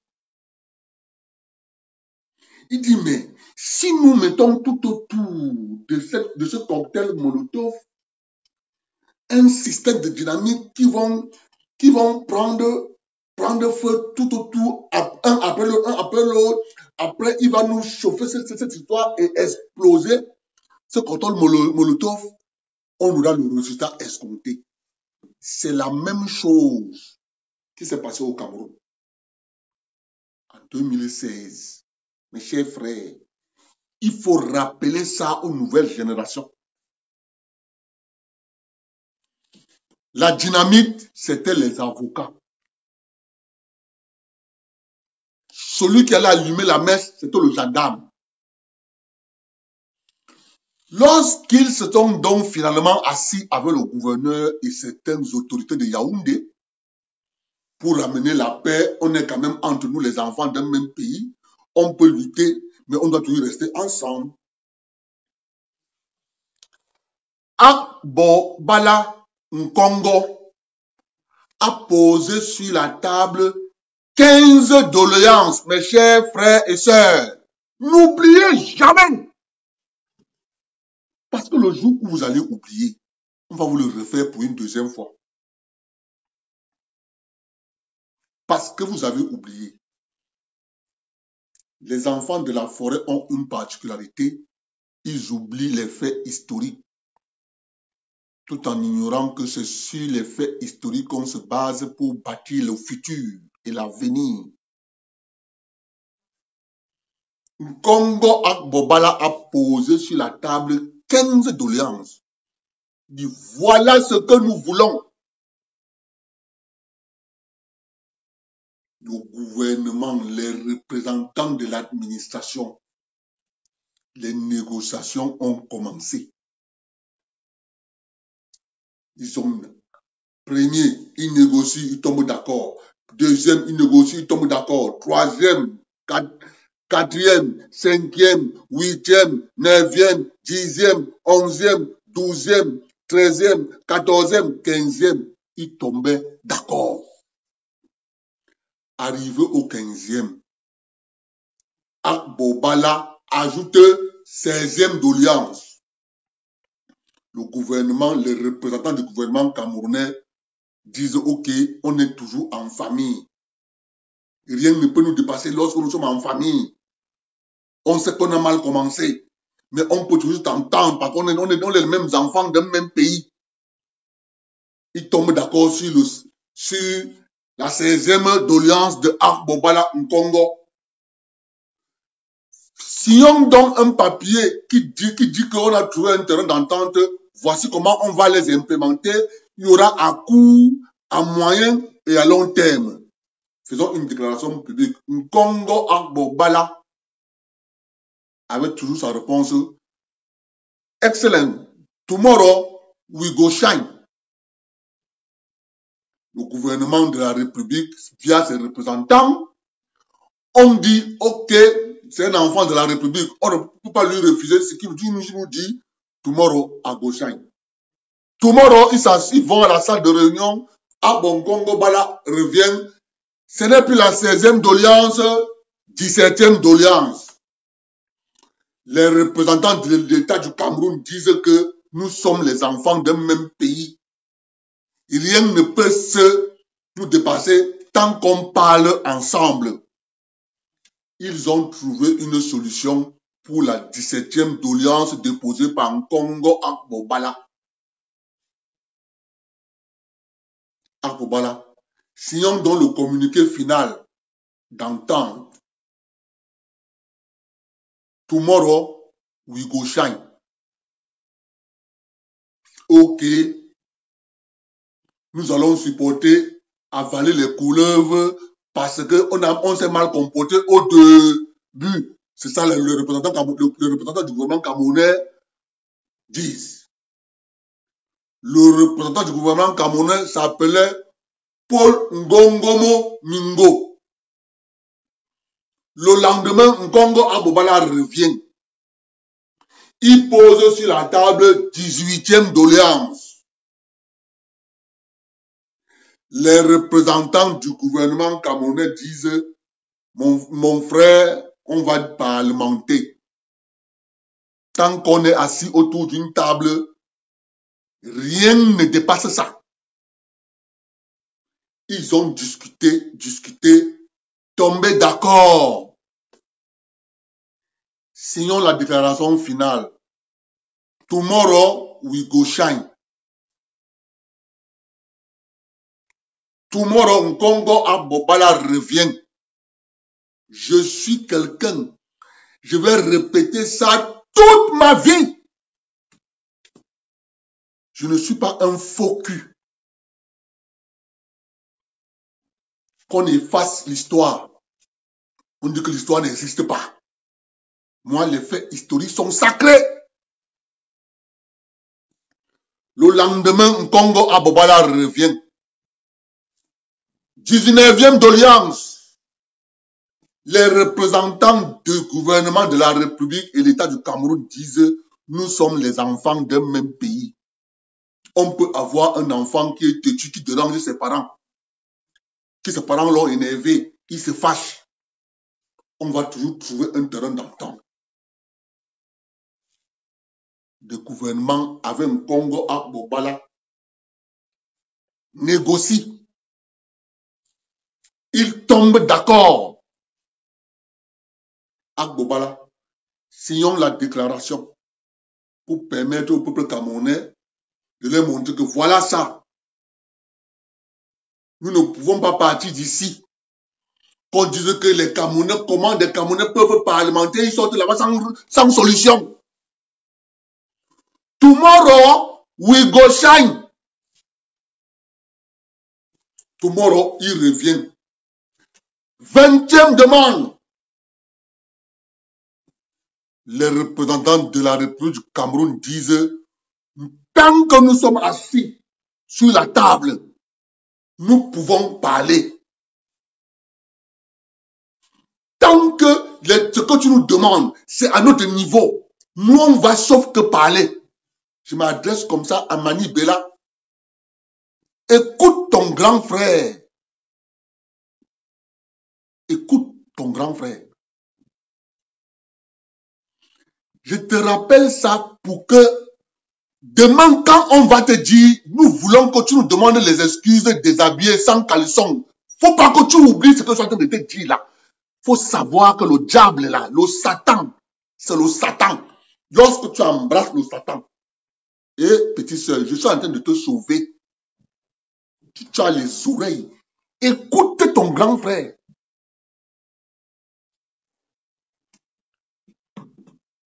Le lendemain, ils se sont dit que, ok, ils ont discuté avec les représentants du gouvernement du Cameroun et les représentants de l'État du Cameroun.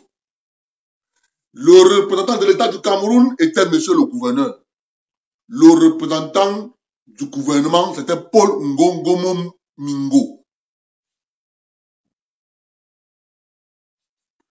Ils ont trouvé une solution à la 20e demande posée par Nkongo Agbobala. Je parle ici. Il m'écoute au Cameroun. Président de l'ONG Nouveau Droit de l'Homme. Mani Biola, écoute ton grand frère. Agbobala est revenu le lendemain. Il a mis sur la table 21e demande. Mes chers compatriotes, au départ, c'était 15. Vous nous donnez ça, vraiment la paix revient dans le pays. Je veux que vous m'écoutiez. On parle sur les plateaux de télévision. Les gens refusent de rappeler les faits historiques. Lorsque tu rappelles les faits historiques, ils sont KO debout. Ils commencent à te dire, mais, le gouvernement n'a pas, parce que les faits historiques sont tangibles. Le lendemain, Congo Agbobala dépose sur la table 21e demande doléance. Les représentants du gouvernement camerounais et des États du Cameroun disent que tant que c'est à notre niveau pour négocier, mon frère, nous sommes d'abord frères. On va négocier.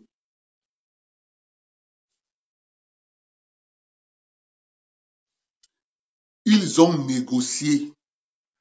Ils sont tombés d'accord. À la fin, le représentant du gouvernement camerounais reçoit un appel direct de Yaoundé que dans tout ça là, le gouvernement ajoute encore 9 milliards pour les besoins à court terme. Mon frère Nkongo Agbobala, signons la déclaration pour montrer au peuple camerounais que nous pouvons parler, même si on lutte, mais on s'assoit, on parle. Réponse de Nkongo Agbobala. Excellent. Tomorrow, we go shine. Tomorrow, Nkongo Agbobala revient, il s'assoit. il dit ceci. Avec tout ce que vous nous avez donné là, donnez-nous maintenant le fédéralisme.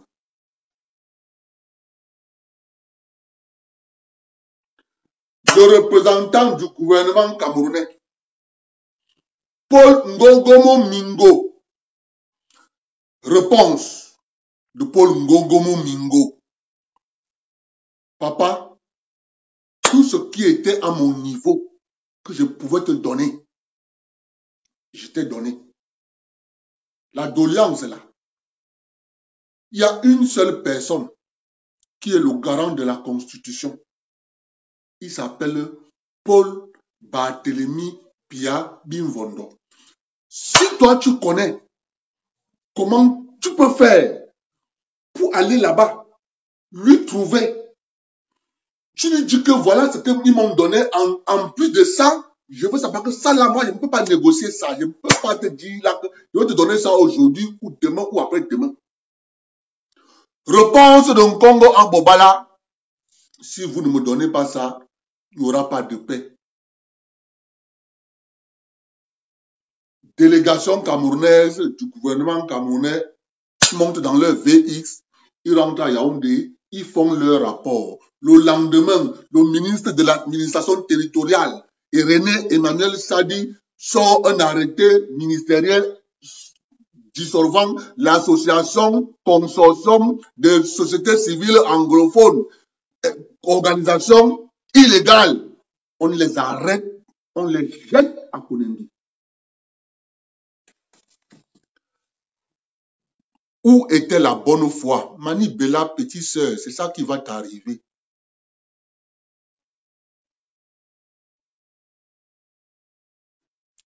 C'est ça qui va t'arriver.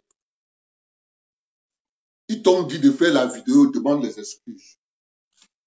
En retour, tu as eu le saccage de ton spectacle. Quand on va encore t'inviter pour un spectacle, ils vont te dire, nous voulons les excuses sans caleçon. Et là, lorsque tu vas les donner les excuses avec une vidéo où tu es sans caleçon, ils vont dire, bon, ok, le spectacle, tu ne vas pas faire. Quand tu vas encore t'inviter quelque part, ils vont te dire, non, cette fois-ci, on veut une vidéo où là où tu es en train de niaise avec ton mari.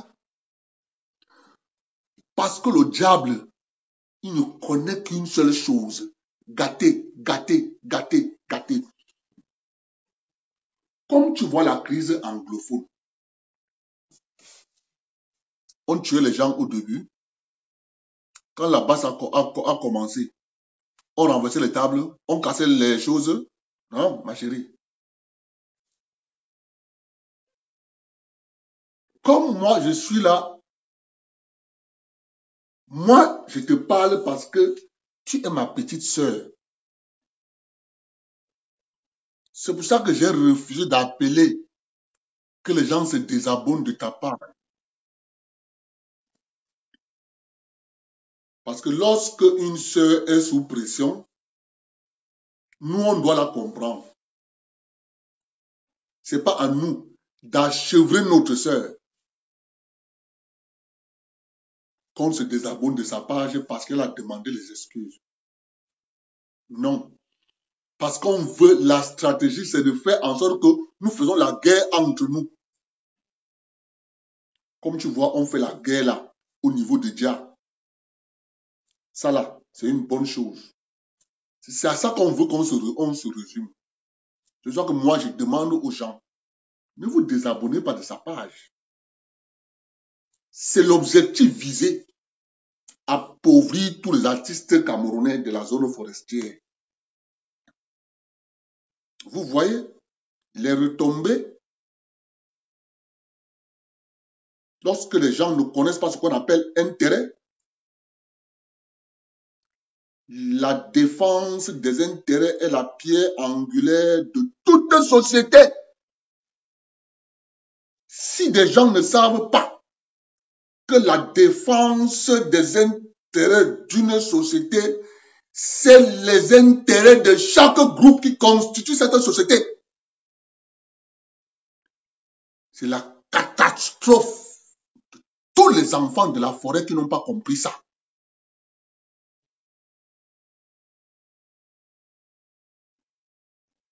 C'est pour ça que quand je parle ici,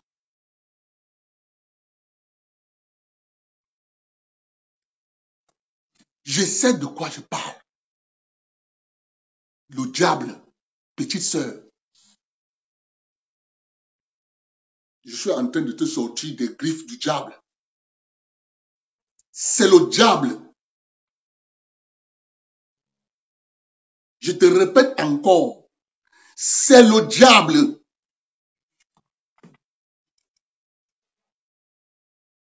C'est le diable. Lorsqu'ils sont allés interdire Lady Pond de chanter, ils ont cassé? Non. Tu as vu, non? Ils ont cassé tout. J'ai vu le malheureux organisateur. Il avait croisé les bras, il a mis la main à la joue. Il était tétanisé debout. Il ne s'en revenait pas. Dans sa tête, le couvert, j'ai loué. Les tables, j'ai loué. Les chaises, j'ai loué. Il faut payer tout ça. Le diable. Le diable. Si tu veux, continue. Nous comprenons, nous de la diaspora. C'est ça que moi j'ai mon frère ici qui est dans l'événementiel. C'est que mon frère, c'est à ce moment c'est que toi tu dois prendre la parole. Tu dois organiser des spectacles pour que tu leur donnes aussi une visibilité à l'Amérique du Nord. Ils viennent, tu cales au cours d'une année, tu cales au cours d'une année, tu dis en période de l'été là, tu cales 3 spectacles pour boire à titre de la forêt. Ils viennent un peu, ils ont aussi un peu, ils rentrent au pays. C'est de ça qu'il est question. Mais tant qu'on va s'asseoir comme des gens qui n'ont pas d'intérêt, nous allons être sujets à ce genre de chantage. Ça ne peut pas se passer au Canada, mes chers amis. On appelle le 911. Quand le 911 arrive, chacun prend sa place. Ici, là, il y a ce qu'on appelle amende. Et c'est à la discrétion du policier. Papa, tu t'amuses, il te colle l'amende de $500. Tes intestins font comme ça là-dedans. Parce qu'il t'a donné l'amende de $500, tes intestins peuvent se couper à l'intérieur parce que tu es en train de voir comment, dans ton budget, où tu dois couper la casse pour payer $500. Papa, tu ne payes pas l'intérêt, fais comme ça là. Clic, clic, clic, clic. Après 6 mois, à ce moment-là, on te dit maintenant, monsieur le tribunal, on te jette en prison. On ne te jette pas en prison parce que tu as causé les graves. On va te jeter en prison d'abord parce que tu n'as pas payé la taxe de la pénalité avant de voir ce que tu avais fait. Papa, on ne blague pas en Amérique du Nord, mon frère. Je suis quand je vois les sous en Europe, je dis que, tu l'as su. Tu as vu ici, hein? Ils ont fait le sitting au palais, ici à la capitale. C'est pour ça que les gens ici là s'organisent. Quand ils veulent faire une manifestation, ils s'organisent de payer les pénalités. Les gars sont organisés, ils ont fait une levée de fonds, ils ont l'argent, ils vont payer les pénalités de tout ça. Donc les gars s'organisent d'abord. Donc avant que les gars fassent quelque chose là, les gars s'organisent d'abord.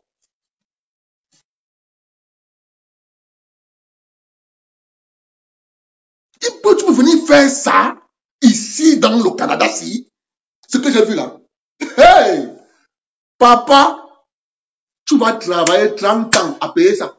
Je dis 30 ans de ta vie à payer ce que j'ai vu là, les images que j'ai vu là. Ça ne blague pas ici. Garde ta voiture. Il faut que je vous parle un peu de l'Amérique du Nord.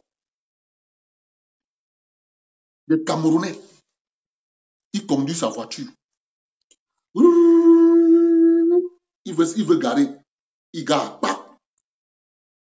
Premier réflexe que le Camerounais a dans cette ville, c'est de regarder, j'ai garé où? est-ce que là où j'ai garé, il y a une prise d'eau? Le poteau rouge que vous voyez au bord de la route, là, c'est la prise d'eau pour les sapeurs-pompiers. Garde ta voiture sur la prise d'eau. Donc, si tu gardes ta voiture là, comme ça, là, ta voiture empêche qu'on voie la prise d'eau. Et un policier passe. Il voit que tu as garé sur la prise d'eau. Et papa, amende de ça. Il écrit en étant content. $300. Il soulève ton essuie-glace. Il met là-dedans. Choco. Il s'en fout, hein. Il n'a que plus ton numéro de plaque d'immatriculation. Quand il tape ZANG, ça donne toutes tes informations. Vrup. Il est entré au Canada en telle année. Il est ceci. Il n'a pas besoin de toi. Il n'a pas besoin de toi. Il ne sait pas savoir ce que tu es là. Ta plaque d'immatriculation. Je donne tout, là où tu habites. Il parle gogo. Quand tu avais trouvé, tu dis que, ballon, Seigneur, ouais. Ici, ça ne blague pas. Tout ce que je vois là en Europe, là, ils sont bien là-bas, hein. Il dit qu'il soulève ton essuie-glace. Il dépose le ticket là. Tant pis pour toi si tu as vu ou pas. Si tu as marché que quelqu'un est venu là soulever, c'est parti. Tu vas rester sur tu vas avoir une lettre qui va venir d'avoir une première lettre de sommation. Il va dire que monsieur, telle date, vous avez tel nombre de jours pour pouvoir aller payer votre contravention. Même cette lettre qu'on t'envoie là, c'est payant. Mais vous êtes bien en Europe. Vous êtes bien. Une personne va quitter Londres, venir casser les choses à Paris. Il parle à la caméra. Non, il ouvre les yeux. Mani Bella, Satan Asikumben. Je te donne comme ça un conseil. Va composer une chanson. Satan Asikumben. Petite sœur, compose une chanson.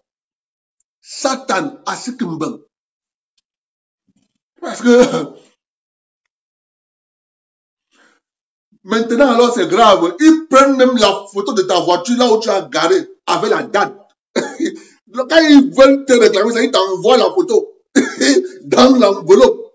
Donc, comme ils t'ont envoyé la photo là, c'est gratuit. Ils ont envoyé ça par la poste. C'est payant. Tu vas payer.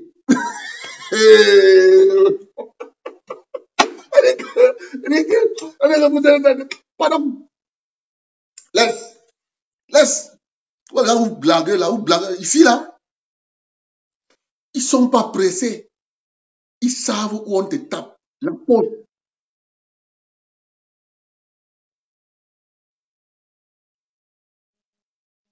C'est pour ça que ici, là, tout ici, là, c'est légalisé.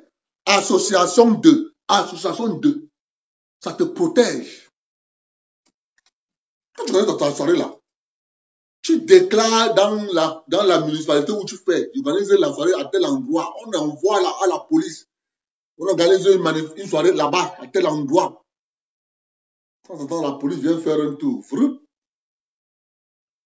Il peut aller peut-être à trois carrefours de là où vous faites votre fête. Dès qu'on dit 911, à tel endroit, on signale le policier, celui qui est dans les parages vient 10 minutes plus tard, tu as déjà 7 véhicules de policiers qui sont là.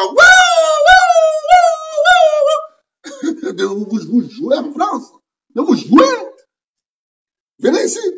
Tu crois que les voitures se sont déplacées pour rien? Donc tu crois qu'ils se sont déplacés pour rien? Tu vas entendre la voiture de ça. Dans la voiture de ça. Vous blaguez, hein? Organise une manifestation ici. De protestation. On va te dire, tu vas organiser ta manifestation où? Tu es là-bas. Je vais organiser ça, par exemple, au carrefour Christophe Colomb. Avenue Christophe Colomb. On va te dire que, bon, avenue Christophe Colomb, c'est de quelle heure à quelle heure la manifestation? Tu vas dire, la manifestation, c'est de 10h à 13h. On te dit, OK. Sur quelle distance On dit la manifestation, c'est sur une distance de 3 km. On te dit, bon, ok. D'où à où? On dit, c'est l'avenue Christophe Colomb, machin, tu donnes une autre distance sur la même voie. On dit, bon, on prend ça, on quadrille, on met pas. 13 heures. Tu as dit de 9 heures à 13 heures. 13 heures. La police est là. Elle commence à pointer l'heure. On t'envoie la facture. Donc, toi, l'organisateur, tu as organisé la marche. À 12 heures, tu commences à dire aux gens, partez chez vous, partez chez vous. Partez. Et il ne faut pas qu'à 13 heures, quand la police va venir vérifier, tu t'en connais, la facture va tomber.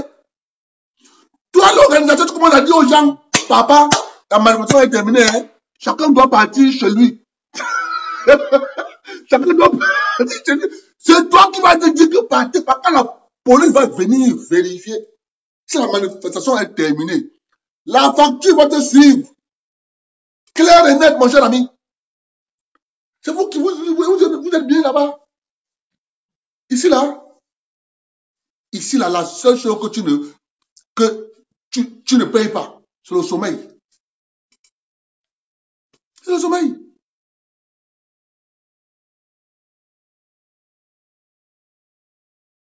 Quoi? Donc, quand ils vont sentir de bons sonner parler, vous dites que, ah, ils sont bien en Europe. Mais ils sont bien. Venez ici. Les gars, s'ils vont vous nettoyer les oreilles comme ça, là, on va te dire manifeste encore. Tu vas dire que, papa, tout ici, là, c'est un cap. Limpide. Il ne blague pas avec ça.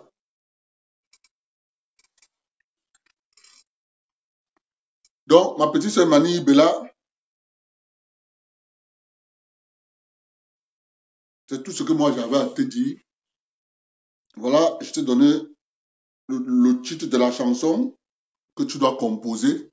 Satan Anabé. Voilà le titre de la chanson, petite soeur. Comme tu es souvent trop inspiré là. Satan Anabé. Toi-même, tu finis le texte. Parce que tu es en train de sortir de leurs bras. Et mon frère, le soleil, c'est qui sort comme ça là. Le soleil, quand tu vois un petit soleil comme ça là, quand ça sort comme ça là, on te donne la facture. Il a fait trop soleil aujourd'hui là. Tu payes.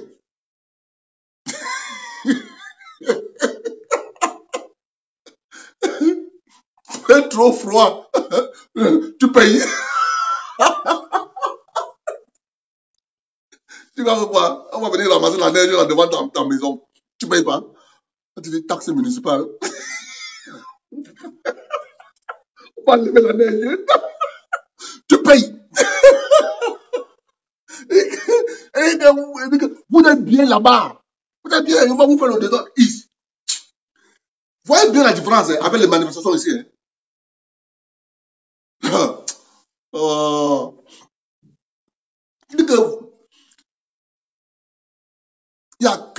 Je vous pose une question. Est-ce que quelqu'un peut oublier son sac à l'aéroport de Paris?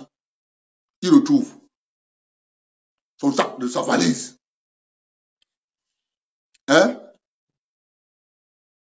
Est-ce que tu peux oublier ton sac à l'aéroport de Paris que je vois là? Tu retrouves? Hein? Hé papa, oublie ton sac ici à l'aéroport de Montréal. Tu vas te trouver. Je veux dire que tu apportes les justificatifs. Tout le monde a peur d'être frappé. Un ami arrive ici. Tellement ils étaient arrivés. L'heure où ils avaient déclaré arriver, ils sont arrivés plus tôt. Ils sont restés à la maison. Tant que le gars qui devait aller les chercher à l'aéroport sort du travail pour aller les chercher. Le gars est parti les chercher. Tellement pour la fatigue, il a oublié un sac là-bas.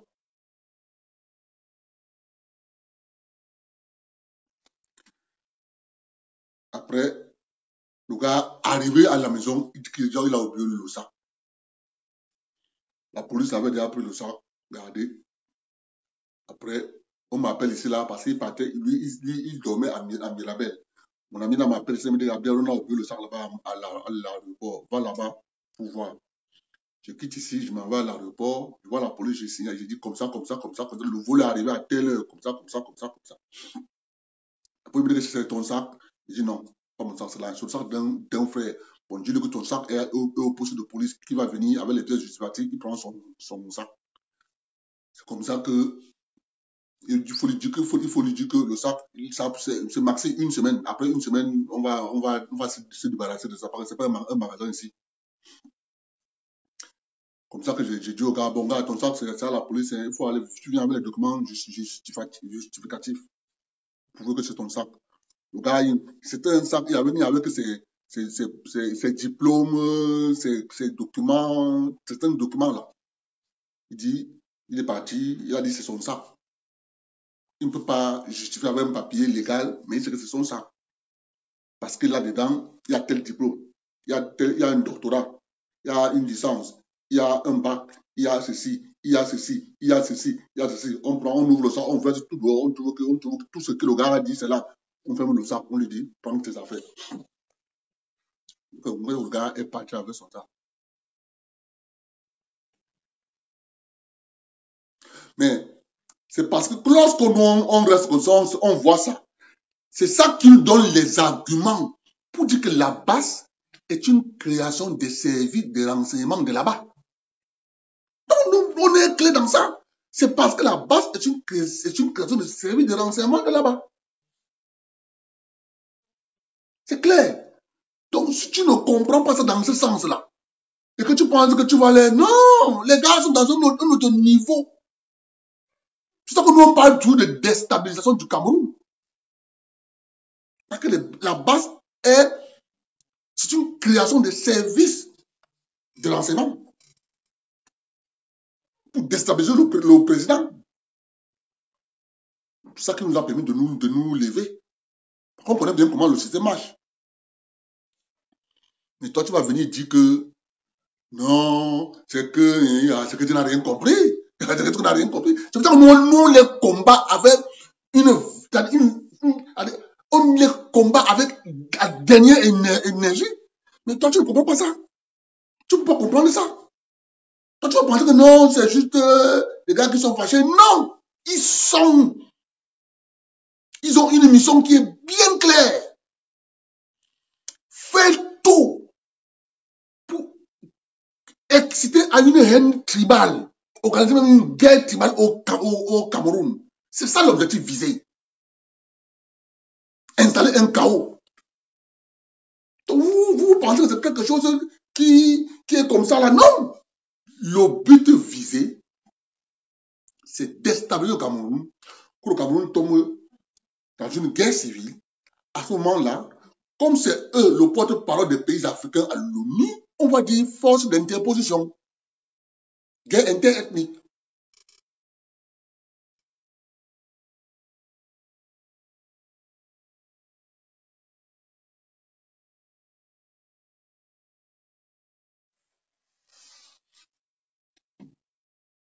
Comme ça.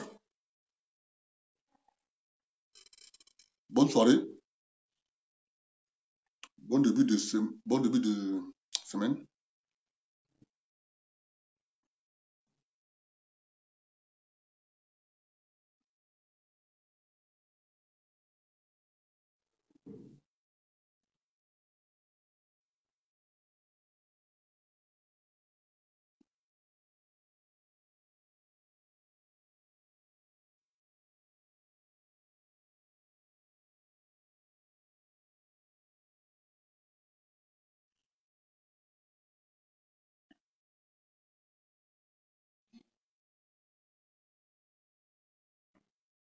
A great way to get traffic from Google is through this.